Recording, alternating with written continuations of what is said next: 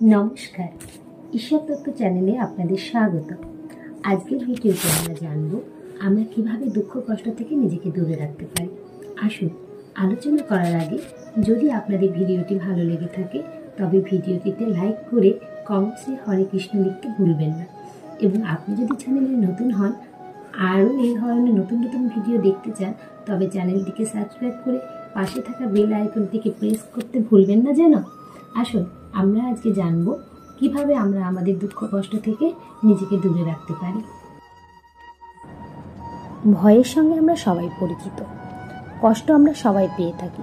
কখনো কখনো আমরা অসুস্থ হলে মায়ের সেবা, বাবার স্নেহ আর বন্ধুদের পাশে থাকার অনুভূতি আমাদের রোগ নিরাময়ে সহযোগিতা করে। আসুন, এখন আমরা জানব দুঃখ কত প্রকার। এই জড়জগতে প্রত্যেকে দুঃখ থেকে অব্যাহতি পাওয়া এবং সুখ সন্ধান করার চেষ্টা করছে। আমাদের জড় অস্তিত্বের ফলে 3 ধরনের দুঃখ উদ্ভূত হয়: আধ্যাত্মিক, আদি ভৌতিক এবং আদি দৈবিক। আধ্যাত্মিক দুঃখগুলো হচ্ছে সেগুলো যা দেহ ও মন দ্বারা উৎপন্ন হয়। দৃষ্টান্তস্বরূপ, যখন দেহের মধ্যে বিভিন্ন বিপাক্রিয়ার কোনো গোলযোগ দেখা দেয়, আমরা তখন কষ্ট অনুভব করি অথবা আমাদের জ্বর হয়। আর এই ধরনের আধ্যাত্মিক দুঃখ উৎপন্ন হয় মনের দ্বারা। মনে করুন, আমার অত্যন্ত প্রিয় এমন একজন কাউকে আমি হারালাম, তখন আমার মন অত্যন্ত বিচলিত হবে, সেটিও দুঃখভোগ। সুতরাং দেহের রোগ ও মানসিক কষ্টগুলো হচ্ছে আধ্যাত্মিক দুঃখ। এরপরে রয়েছে আদি ভৌতিক দুঃখ, অন্যান্য জীবের থেকে উদ্ভূত দুঃখ। দৃষ্টান্তস্বরূপ, মানুষ প্রতিদিন লক্ষ লক্ষ হতভাগ্য পশুকে কসাইখানায় প্রেরণ করছে। পশুরা তাদের মনের ভাব ব্যক্ত করতে পারছে না, কিন্তু তারা তীব্র যন্ত্রণা ভোগ করছে। আর আমরাও অন্যান্য জীবসত্তা থেকে বিভিন্ন দুঃখ কষ্ট ভোগ করে থাকি। অবশেষে আসবে আদি ভৌতিক দুঃখ, দেব দেবীদের দেওয়া দুঃখ। যেমন দুর্ভিক্ষ হতে পারে, ভূমিকম্প হতে পারে, বন্যা, মহামারী, এই ধরনের প্রাকৃতিক দুঃখগুলো, এগুলো হচ্ছে আদি দৈবিক দুঃখ। এই সমস্ত দুর্দশার উদ্ভবের কারণ হচ্ছে অজ্ঞতা।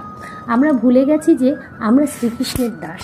শ্রীকৃষ্ণের একটি নাম হচ্ছে মদন মোহন, যিনি মদন বা কামনা দেবকে মোহিত করেন। আপনি যদি আপনার প্রেমকে আপনার ইন্দ্রিয়গুলি থেকে শ্রীকৃষ্ণকে স্থানান্তরিত করেন, তাহলে আপনি সমস্ত রকম দুঃখ দশা থেকে মুক্ত হবেন অবিলম্বে। আমরা যখন খুব দুঃখ পাই কিংবা খুব কষ্টে থাকি, তখন আমাদের কিছু করণীয়, সেই করণীয়গুলো সম্পর্কে আমরা এখন জানব।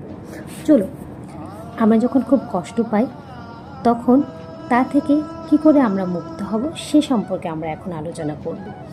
ধরুন, আমরা খুব কষ্ট পেয়েছি, সেই সময় আমাদের কিছু শুভ আলোচনা করা উচিত।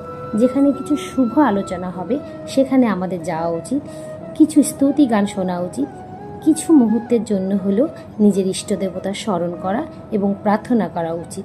তাতে আমাদের শক্তি বাড়বে, সামনে এগিয়ে চলার পথও আমরা দেখতে পারবো।